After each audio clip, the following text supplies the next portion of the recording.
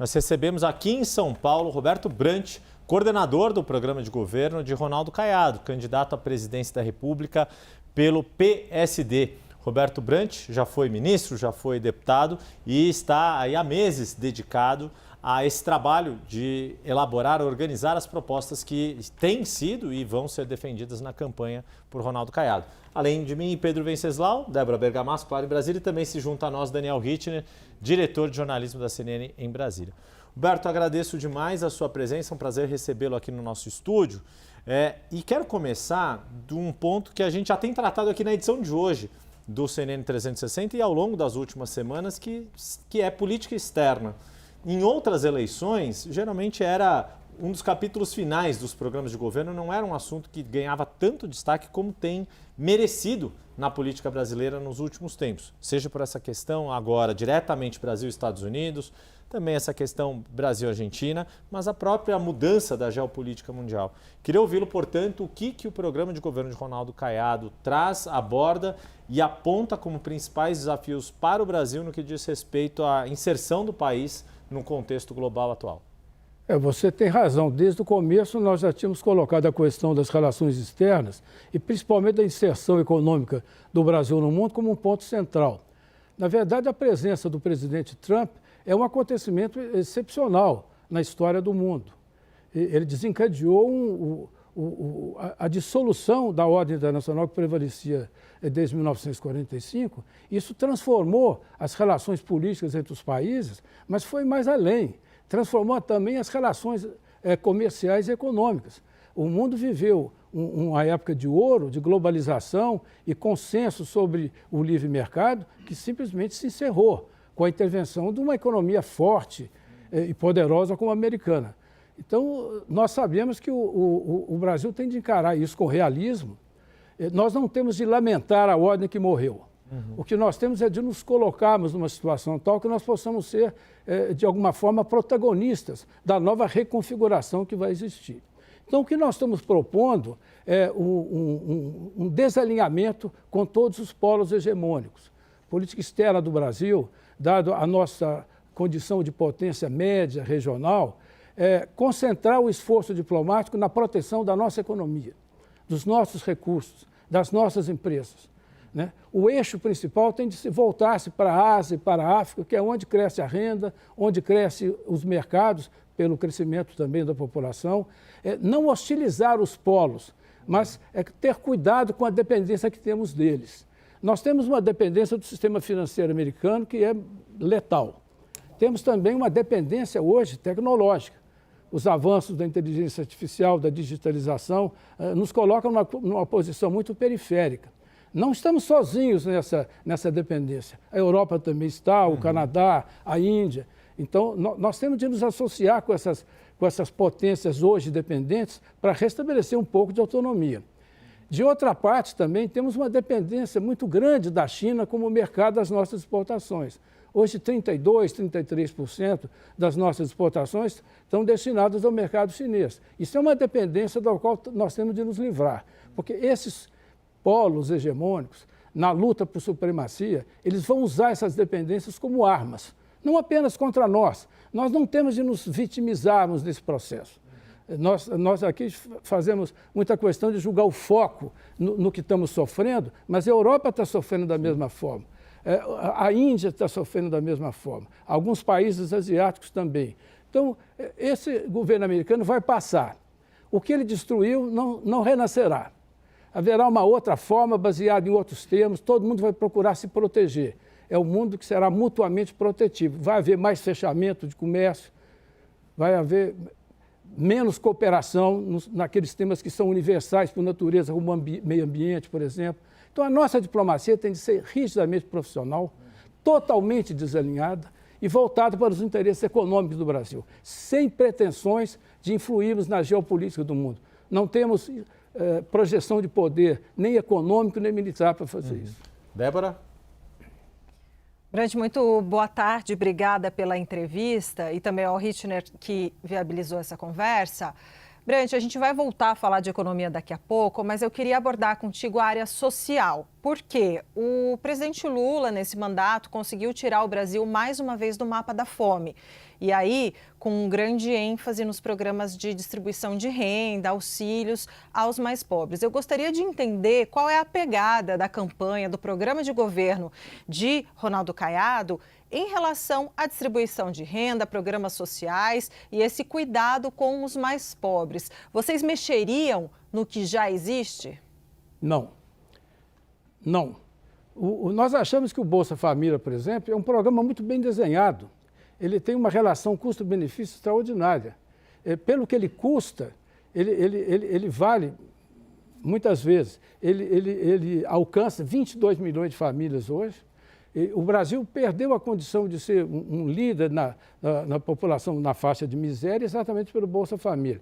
São populações que terão grande dificuldade de ter uma inclusão definitiva nas atividades produtivas, no mercado de trabalho. É claro que as gerações que estão sendo atendidas, os filhos dos atendidos pelo Bolsa Família, terão de ter novas oportunidades. O que falta ao Bolsa Família e outros programas dessa natureza não é tanta... nós encontramos uma maneira de encaminhá-los para a saída. O sucesso do Bolsa Família seria se daqui a 10 anos, por exemplo, em vez de estarmos atendendo 22 milhões de famílias, estivéssemos atendendo apenas 10 milhões, por exemplo. Quer dizer, o aumento do universo alcançado não é prova do êxito do programa. Agora, essas pessoas, não depende delas sair do Bolsa Família. Falta educação, falta preparo técnico, as exigências do mercado de trabalho estão ficando muito mais rigorosas. Nós temos que casar isso com programas de educação, principalmente educação técnica. Então, não é uma coisa simples de fazer, mas nós vamos manter os programas sociais e vamos procurar construir saídas para ele, não para fazer economia fiscal. Se tem um programa que é gasto, nós consideramos que é um gasto de qualidade, é o programa do Bolsa Família, por exemplo. E não pretendemos mexer em nenhum dos direitos da imensa maioria da população. Quando nós tratarmos da questão do equilíbrio fiscal, talvez num regime temporário, a gente tenha de ter uma ou outra intervenção para recuperar a capacidade do Estado brasileiro de gastar bem. Porque hoje o Estado brasileiro está proibido de gastar bem. Tudo que ele gasta é automático. Provém de mandatos legais e constitucionais sobre os quais o governo não tem nenhum controle. E isso é irracional, porque não tem espaço nem para gastar bem em educação, nem para gastar bem em saúde, nem gastar bem em investimentos produtivos. O investimento hoje federal está muito próximo de zero e já chegou a 3%, 4%, 5% há 20 ou 30 anos atrás. Pedro? Brant, o presidente Lula disse que depois que a eleição acabar, ele pretende retomar o tema do fim da jornada 6x1. Não foi aprovado ainda pelo Congresso Nacional, mas ele, se renovar o mandato, chega com mais força política. No caso da campanha do Ronaldo Caiado, qual a leitura que vocês fazem sobre o fim da jornada 6x1? Seria uma bandeira do Ronaldo Caiado? Aproveito para perguntar também, na mesma pergunta, sobre a sua avaliação sobre a isenção do imposto de renda para quem ganha até R$5.000, outra medida do presidente Lula. Bem, vamos começar pela jornada de trabalho. O século XXI brasileiro pode ser chamado, com muita propriedade, século do PT. Praticamente 75% do tempo eles governaram o país. Em nenhum momento desses quase 20 anos, eles tiveram a iniciativa de propor uma mudança na jornada do trabalho. Esse é o ponto número 1. Então, eu qualifico o debate como um debate de fundo extremamente eleitoreiro. Eu acho que o presidente da República, o Instituto da Reeleição, eu vou um pouco mais além, o Instituto da Reeleição é uma desventura do sistema político brasileiro, porque joga os governos para fazer gestão pura de poder e não gestão de Estado, nem gestão de governo. Nós achamos que essa questão de redução da jornada de trabalho é perfeitamente discutível. Agora, devia ser discutida num tempo muito mais calmo, não muito menos cheio de antagonismo, como é a coisa da eleição. Porque aí nós discutiríamos com calma e poderíamos pesar os diversos aspectos. Em si, é uma coisa muito benéfica, mas o caráter universal pode provocar distorções em diversos setores econômicos. Nada disso está sendo levado em conta. Há uma pressa para aprovar de qualquer maneira para servir de bandeira uma eleição que vai ocorrer em 4 de outubro. Ora, as eleições passam, o país fica. E é de eleição em eleição que o país está sendo corroído, está sendo despedaçado por dentro. Agora, nós não vamos nos opor. Nós não vamos cair nessa armadilha. Agora, nós temos de nos lembrar que há quase 40 anos, a produtividade brasileira cresce a menos de 0,5% ao ano. Como a população brasileira deixou de crescer, o único caminho para o crescimento econômico é o aumento da produtividade. Nesse momento, você vai manter o custo do trabalho e vai reduzir as horas trabalhadas. Então, isso vai ter um impacto negativo na produtividade. Todas essas coisas têm de ser discutidas com racionalidade. Mas não, o presidente Caiado não vai se opor a isso. Agora, quanto à isenção para 5 salários mínimos, eu acho que ela é extraordinariamente correta. O imposto de renda tem de ser muito mais progressivo do que ele é hoje, muito mais justo, né? As maiores rendas quase não são alcançadas. A legislação do imposto de renda necessita de uma reforma realmente, uma reforma que resulte de um novo contrato social, porque, na verdade, nós sabemos como é que o Congresso funciona, capturado por todo tipo de interesse. Toda a legislação que é feita, os interesses mais poderosos são aqueles que influem quando se escreve a lei. E a grande maioria está ausente, está do lado de fora do Congresso, está de lado de fora do sistema político. Então, essa foi realmente uma iniciativa que devia ter sido proposta muito tempo atrás, estamos inteiramente a favor, e vamos compensar isso com outras coisas. O governo Lula tentou compensar tributando a distribuição de dividendos. Foi um fracasso, porque a receita efetivada foi menos de 1/4 da prevista. Então, é preciso deixar de fazer as coisas de afogadilho. Nós temos quadros técnicos muito bons no governo, principalmente no Ministério da Fazenda. Dá para fazer essas coisas com muito mais celeridade e com muito mais responsabilidade. Daniel Rittner. Ministro, boa tarde. Vou chamá-lo assim em deferência à sua atuação como ministro da Previdência Social do governo Fernando Henrique. Já faz tempo. Ô, Rittner, foi a primeira coisa que eu falei antes da entrevista e o Roberto Brant falou, não faça isso. Não que isso me aborreça, mas é porque hoje eu sou só pessoa física mesmo, graças a Deus. Não, vamos lá. Eu queria tratar de contas públicas, que é um assunto que todo mundo aborda, mas ninguém gosta de detalhar em período de campanha eleitoral, porque desagrada também, desagrada a parte do eleitorado. No próximo governo, até 2030, e isso quem está dizendo não é o mercado, é a IFE, Instituição Fiscal Independente do Senado, nós vamos chegar ao duplo 100%. 100% do orçamento consumido por despesas obrigatórias, portanto zero para despesa livre, investimentos, e 100% de relação dívida-PIB. Isso é uma bomba para qualquer governo, para qualquer gestor. Em termos de ajuste fiscal, queria saber pontualmente qual é a proposta de ajuste fiscal do candidato Ronaldo Caiado, mas de olho em 3 coisas que eu pediria para o senhor mencionar aqui. Isenções fiscais, gasto tributário. Vai se mexer em Zona Franca de Manaus e Simples Nacional, são os 2 maiores gastos tributários. Segundo, contratação de servidores, salários dos servidores. Dá para pensar em congelar temporariamente. E terceiro ponto que é importante, vinculações. Salário mínimo, ganho real de salário mínimo, vai continuar sendo adotado para aposentadorias e pensões? Eu acho que a nossa candidatura, ela se pretende opor a essa polarização e esse antagonismo que domina a política brasileira. Então, os candidatos que estão na frente na pesquisa, na verdade, eles não têm programa nem plano, eles são identidades. Eles estão convidando a população para votar nas identidades políticas que eles representam. O presidente do PL, por exemplo, o ex-deputado Valdemar do Costa Neto, tem um corte no Instagram em que ele disse: proposta de governo, isso é uma bobagem.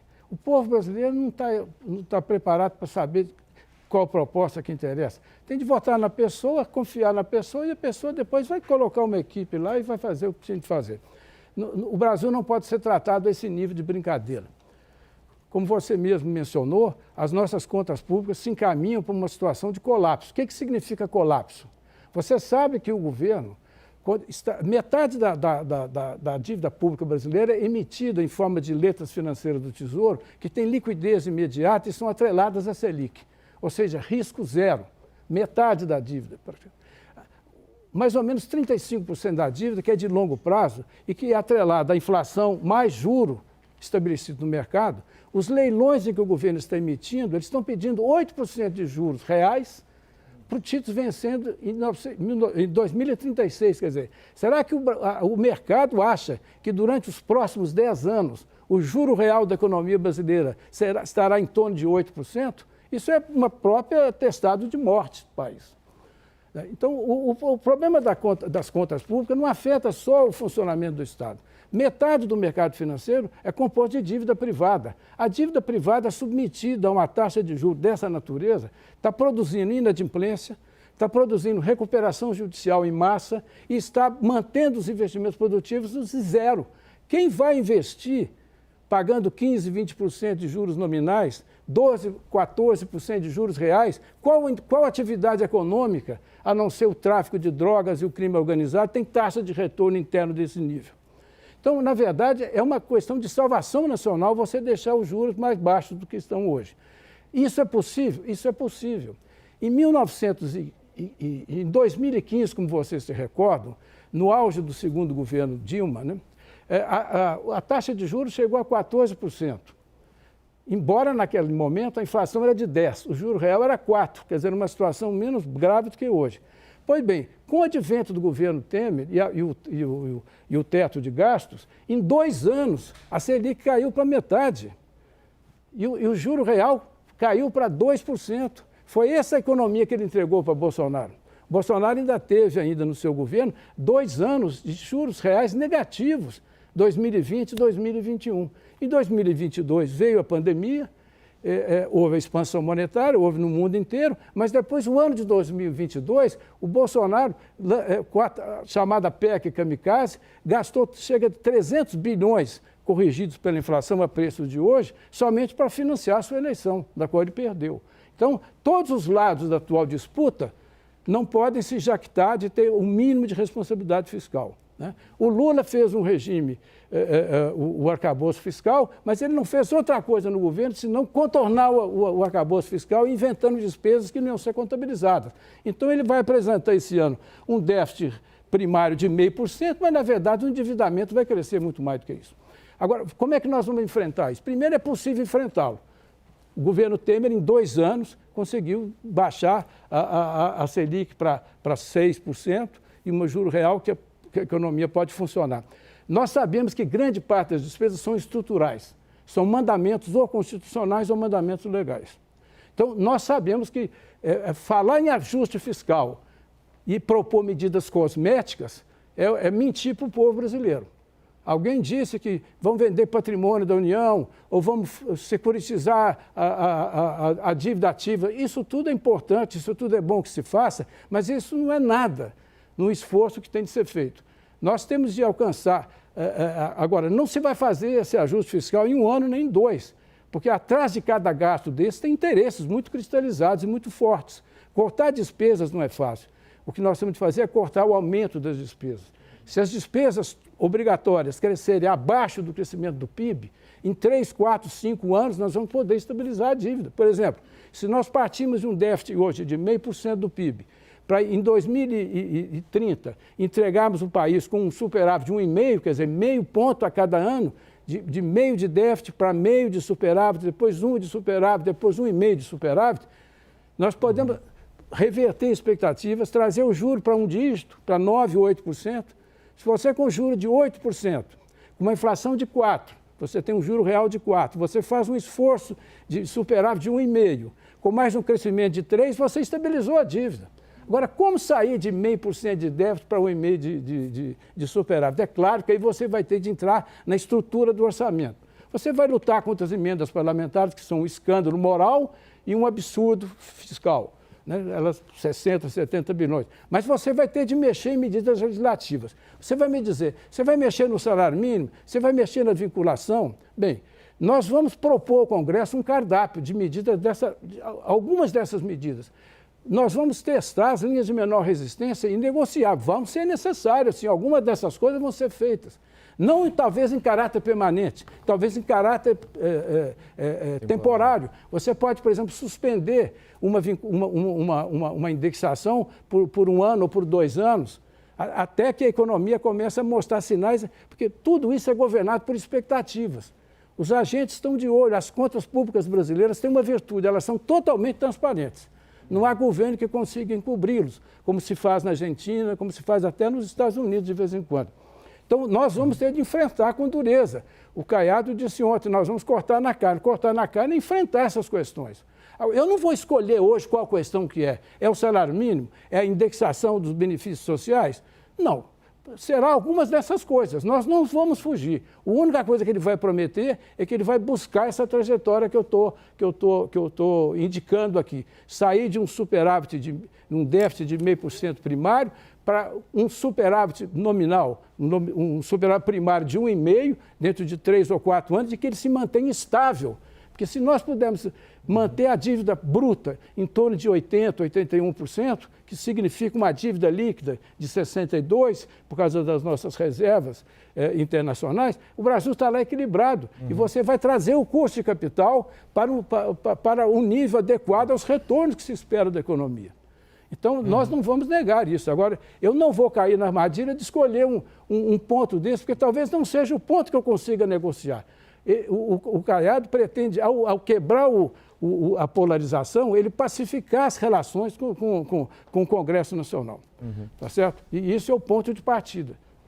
Nosso tempo voou aqui, mas muito assunto, muitos temas aqui que a gente conseguiu abordar com Roberto Brant, ex-ministro da Previdência, ex-deputado federal, um político de larga trajetória, como ele próprio diz agora, na pessoa física, e coordenador do programa de governo de Ronaldo Caiado, candidato PSD à presidência. Aqui no 360 a gente tem conseguido fazer esse giro de conversas com pessoas que estão pensando o programa de governo dos principais candidatos à presidência. Roberto Brant, agradeço demais mais uma vez a sua participação, assim como Daniel Rittner, que nos acompanha nessa entrevista, e o Pedro Venceslau, analista aqui. Débora.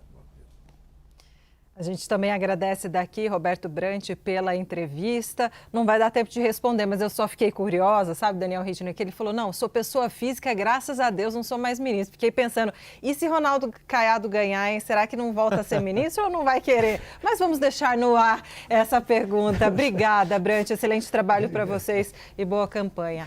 Pego daqui